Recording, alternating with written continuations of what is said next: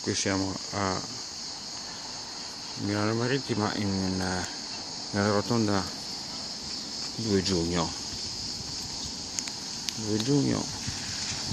Oggi ne abbiamo 12 luglio 2013.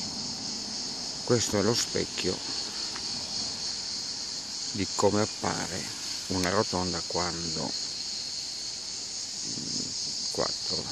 3-4 anni fa per parcheggiare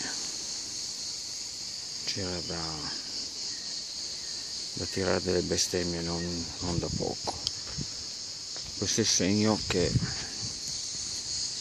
dice la crisi.